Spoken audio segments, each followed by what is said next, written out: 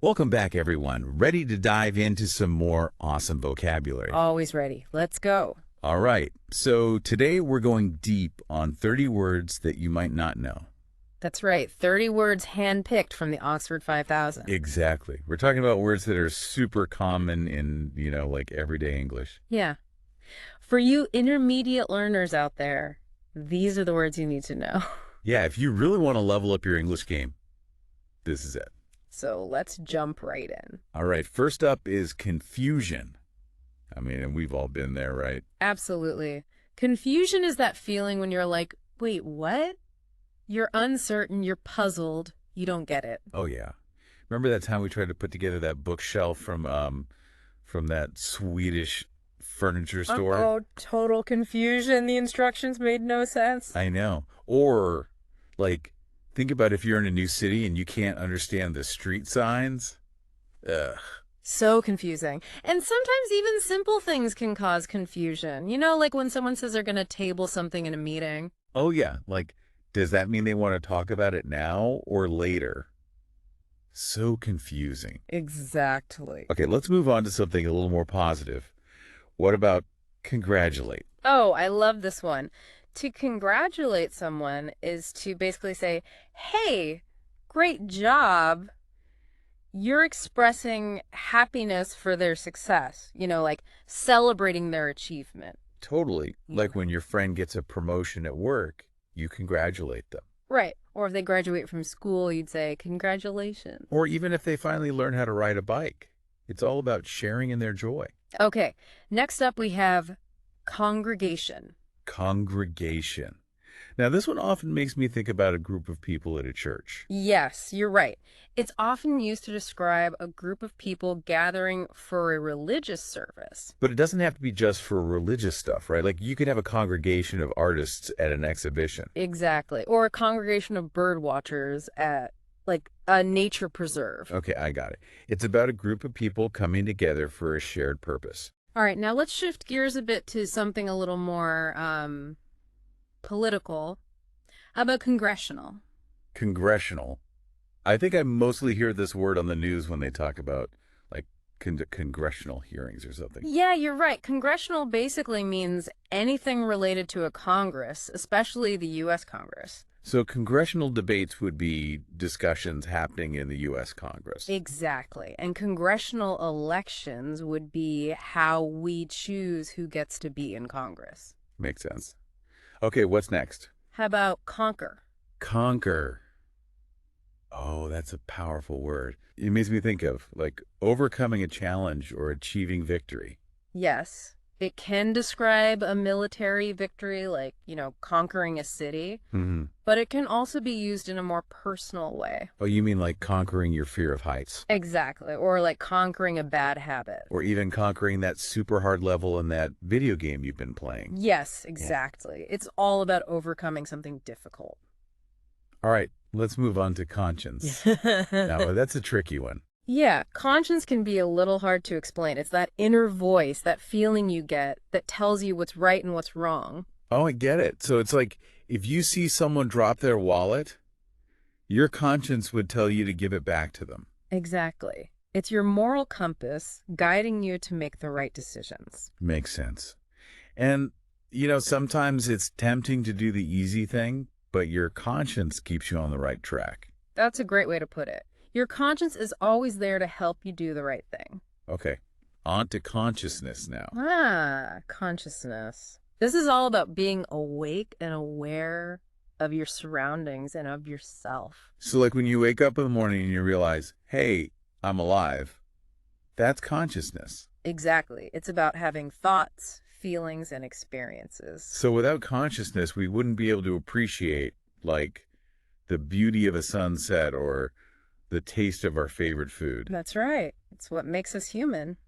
Okay, let's switch gears a little and talk about consecutive. Consecutive. I think this one has something to do with order, right? Things happening one after the other. Exactly.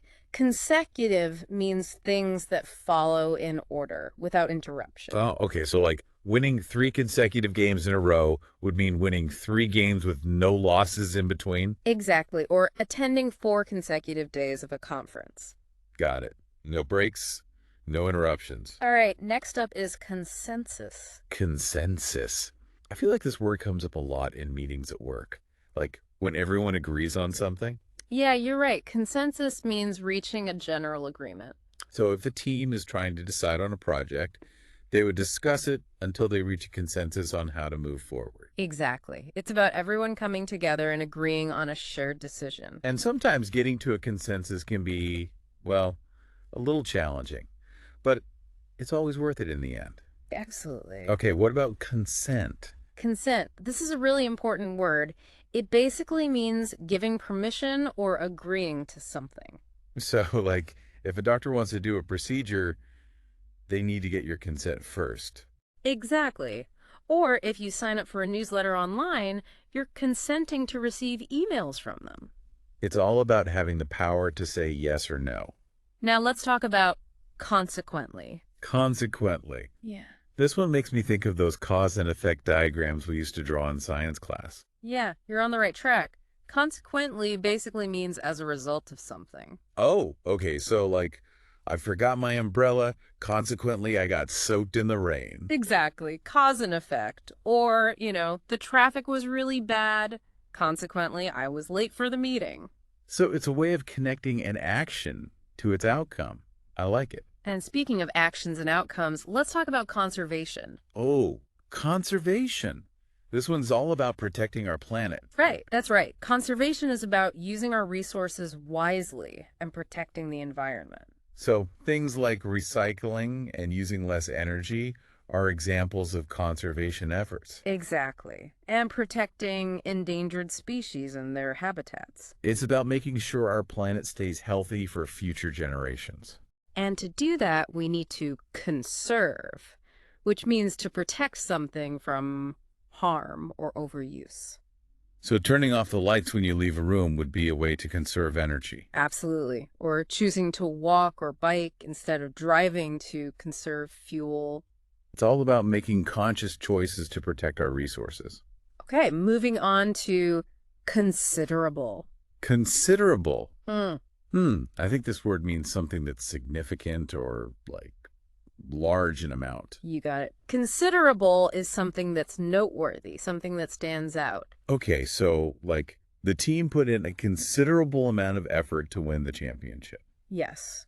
Or a company might make a considerable donation to a charity. So it's a way of emphasizing that something is important or impressive in size or amount. And usually if something has a considerable effect, it has a considerably large impact. Like the new traffic laws considerably reduce the number of accidents. Right. It means to a significant degree or extent. I get it. Okay, let's move on to consistency. Consistency. This is all about being regular and steady, doing something repeatedly. So like if you practice playing the piano every day, that shows consistency. Absolutely. Or if a company consistently delivers high-quality products, they'll build a good reputation. It's about maintaining a steady effort over time. It's not just doing something once in a while. It's about making it a habit. And to do something repeatedly like that is to be consistent. So like she's a consistent runner. She goes for a jog every morning. Exactly. It shows dedication and commitment. Okay, what's next? Let's talk about consolidate. Consolidate. I think this has something to do with combining things, right? You got it. Consolidate means to bring things together, to merge them into a more unified whole. So like a company might consolidate its offices by moving everyone into one big building. Exactly. Or you might consolidate your debts by combining them into a single loan. It's all about simplification and efficiency. Now for a word that's a little more mysterious. Conspiracy. Ooh, conspiracy. Yeah. I love a good conspiracy theory. Like those stories about secret plots and hidden agendas? Yeah. A conspiracy is basically a secret plan by a group of people to do something, well, usually something illegal or harmful. So like that time we thought our neighbors were secretly training squirrels to steal our garden gnomes. Aha! That was a conspiracy theory, right? Well, maybe not a serious conspiracy, but I get your point. It's about a group of people working together in secret, usually for something bad. And usually there's not much evidence to support these theories. Exactly.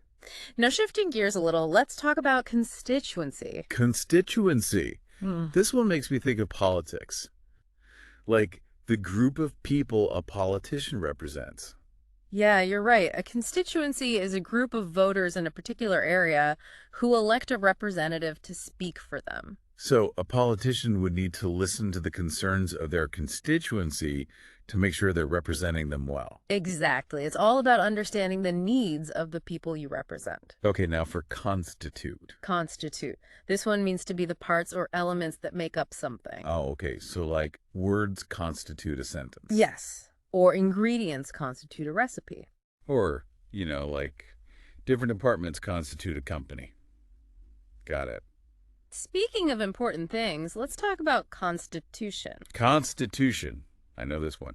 It's like a set of rules or laws that govern a country. Exactly. It lays out the basic rights and freedoms of citizens and how the government works. So like the U.S. Constitution is a document that outlines the fundamental principles of the United States. Right. And if something is allowed by the Constitution, it's constitutional. So freedom of speech is a constitutional right in the United States. That's right, which means it's protected by the Constitution. Okay, so constitutional basically means something is in line with the rules of the Constitution. Now let's talk about limitations with the word constraint. Constraint. This one makes me think of things that hold you back, like a restriction or a limitation. Exactly.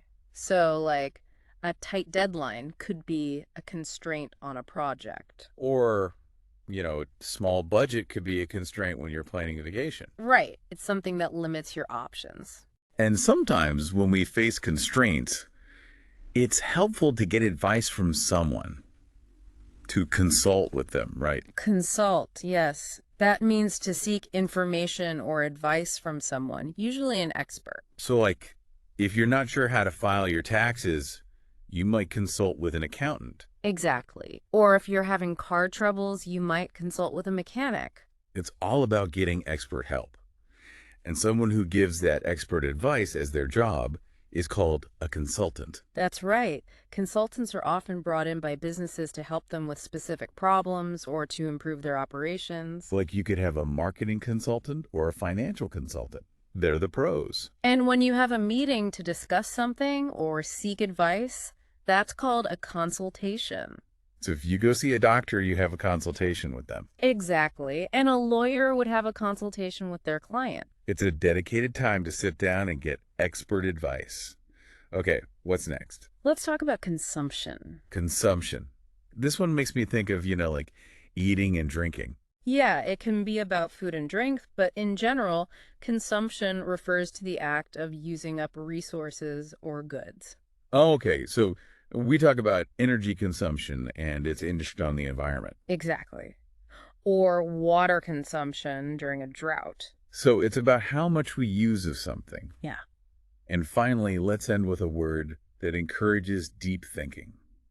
What about contemplate? Contemplate. Oh, I love this one. It means to really think deeply about something, to ponder it, to reflect on it. So like if you're facing a big decision, you might contemplate your options. Exactly. Or, you might contemplate the meaning of life. Whoa, that's getting deep. Yeah.